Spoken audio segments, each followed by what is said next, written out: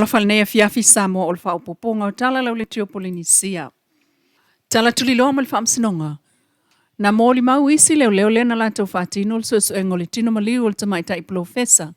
Ia Caroline Gabari le aso sā, aso lua sifuluono me lua o lua whā. Ma whaamatala i le whaamasino Justice Roma. E le mōli mau lona lua o le aso lua.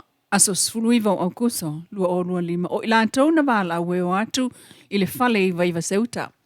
E watu lo loka pe ta ina alu atu tina ya Cecilia maliki o le fale na tatala malata wo atu i tonu. Ai songi ai i se manongi e lei. Na va ai le nei filunga o le lau. Mai sa va ai fo i le sa mala. O le isi leo leona o lato wo atu sa ngafa male pu eina wata. E iai le fai tutoa. Ua tutu i ai tanga la pisi e pupuni ai e whātanga. I le taimi leo wei tutonu ai wale mawhai o na tau file lango mui. Mai sa lato tu le tino maliu i le tanga, ma avatu loa i le fale maliu. E fo iana i le ofisa o leo ia pia, o lo o iai sia, mai sa whaatala noa e leisi leo, ai o iana no foi au tafa, o ia fo e ana leisi saini i le whaamatalanga a sia.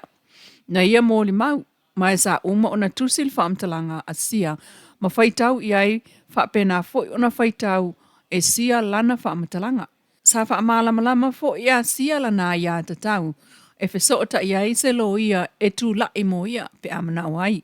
Pe tai o le talia si ai pe ona ta o le mole mau. Le ai, e le ise mea e mana o mia e se lo ia langa o a usa whaiel fasioti tangata ia Caroline Gabat. Na turi lo atu e le whaamasino Justice Roma le leo. Po o iai se whaamao ninga tustusia i lungo le whaamtalanga sia o lana tala lea. Na whaitau e sia lana whaamtalanga mai sa atoe whaitau fo iai e le leo mwha malam iai. Pe ta ina tali le leo, le ai.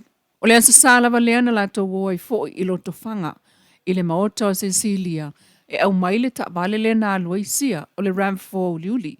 O le ta vale lea Caroline Gabbard le na alua isia i loto whanga, ma lato au mai ai le fiafi lava leo le sa, ma ave i le ofisa o leo. E taunu umai le ofisa o leo ia pia, ua tangi alisi. Tuli tatau mai le tai ao ia le mori mau le li talavou. Le sa masani o na mafuta masia i lona mautai vai vase. Tala tuli lo se oto ngol fai ungol mta upatau whamsinonga. Ala uli al mali e toa ma whaulu sau ma le komasina o palota. Ina ua tapuni alo ia le whauluina o suita o vāmul whai ngā palota tele lua olua lima. Sa talia e leitu te e lua o le komasina leo whai ngā palota leitu tal sanga. La uli al mali e toa ma leitu te e whaulu sau. E avea masuita o vāmo leitu malo wha palo tonga ngai whamongo tolu. Ele neim ta upusa whenga iei mal whaamsinonga ma leiloiloina o le tal sanga leitu tal sanga.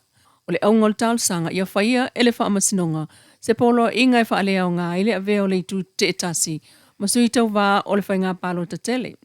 E whaavael tal sanga i leitu o inga whaapea. Ele i whaamaliaina e matai e to o luolena whaiel tau tinonga langolango ele whaaruina o leitu te etasi ia inga o le whai upu valu pui lua, ma le fitu pui a, o le tula fono whai ngā palo talua o ta siva. Safina wina le tu tal sanga e whapea le ia o fia, whaulu sau simi ma whaulu sau whea wina. I le fono le fio angawa opo i sa vai e le titiane, ma le tolu tau sanga so o e whaangata mai le aso, le an whaulu el tal sanga le tu te i na ia avea masuita o vā. E le whaatino ina fo ia la mon tanga whaamatai i le fio angawa opo, mo le umi e le titi ma lea taimi whaatufu la fonoina. E to valu lea whai o mo le maulena fongaina, to lima mo le tu tal sanga, to lua le tu te tasi, e to tasi mo le tu te lua. Mai mo le mau na fongaina e talia ina le whaamsinonga le muamua, na whaamalia ina e whauru sau simi lo na ofia, ile sao whainga ale fono a opo, ile taimi mana o miel tu la fono, peitai. Ele i whaamalia ina le whaatino ina ola na muontanga mo le taimi, ina ua tau fia, e se taimi o lua olua wha ma toe wha awau i a iuni, o le tau sanga nei. Lua ele i whaamalia ina e wha sau whea wina, lo na o fia i se sao whainga le nuu peitai, na whaatino ma wha awau na muontanga mo le umi whaatu la fono ina. Ui lea tau nuunga, e lea tau na ngā tai i ina alwa ai al whaamsinonga e au pea, o na sila to al wha moe ma le wha ua ale whai upu, wha fitu pui wha al tula fono whai ngā palota. Ina ia tau la ile ba ai ili tala whengai, po li le tala whengai, ona avele i tu te tasi, masui tau wā, ma lima ta ita ina le wha masinonga, e mafu anga tala whengai i longa, o le neim ta upu. E tu sama le vai ngol tu la fono, le sa tau la ile ba ai il wha masinonga i tu nei. Mua ele o fina wina le wha amalia ino le tu te mua wai a inga o le tu la fono, mua sui tau vai lo na umau wai. Ile atunu ma le whaatino ino lana montanga, lua. Ele o fina wina fo isa wha amalia ina le sui o le nuu, ma le sui tamai tai o le nuu na whaia isi tau tino ngalangolango.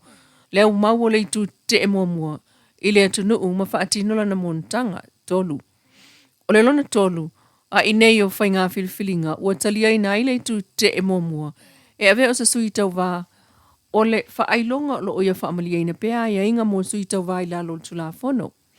Fa e titi le fa amalia ina fa ulsau simi ma fa ulsau fe wina o nisi o mana onga fa altu la fono fua i vaenga sa ma fai ona o la fa amalia ina o lo fa awa fo i lo la so tanga ma le au fianga e o mai i le taiminei lima e fa mamafa ma fa ta wel tu la fono le fa amalia ina a inga e sui tau vala vaia e onga ai ma le tala fiangai le avea o lape i titi o matai na langolango ina se sui fatu. Ma mafu angai fa alea ngai na i le avea ma sui tau vai le fai ngā whiliwhilinga le tunu. Ona o ia mafu anga o whalau tele wa manino le fai unga tustusia. Wa polo i ai le fa amsinonga whapea e fa alea ngai na le tal sanga le tu tal sanga. Ala au le mali e toa. E totongi le tu tal sanga le ia le tu te etasi. I le lua afeta lao tau le fa amsinonga. E totongi fo ia le tu tal sanga, e le tu te elua, le afeta la o tau o le wha amasinonga. O le wha manatuina o le World Humanitarian Day wha alvao malo, i le SOS, fulu iwal nei o au kusa lua o lua lima, po le aso wha apitoa mo tangata e whaianga aluenga sosoani monis tangata, a malo au wha atasi le langi, au wha pena na alo i ai fo i Samoa. Ele vaenga talavou le SVSG Youth, e vai tuailo la tau wha taua, i whanau na sawa ina e ainga ai olo nofo ma tausi ai nei le loto o le campus of FOU pitona i mato. Ua whtaito ina i fo i le aso whaamnatu ma le pepesi o le dengue fever i Samoa. Ua masi i atu ai le SVSG Youth Team e whaamamale loto ama nofuanga e tuufuai namu. Peita e mol mafu anga la valetasi i le whaamaina o totonu o fale mafafo ia puipuia whanau mai namu o whiawe i le siami o le dengue fever.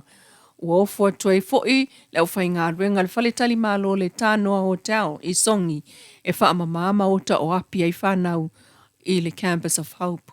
Ma ta ua ele wha amtalanga whaalawa i tele mai le SVSG o le ngā ruenga whanau talavou e fōlinga e la ititi pei tai o le atele sona sao i le anganga o le ngā lulue so tau au tangata uma ma avea o ni le sona e mulmulta i ei talavou vea i fo i la tau nisi o tai longa i le lumanai. O tala nao nei a fiafi, manuia tol mangol nei aso.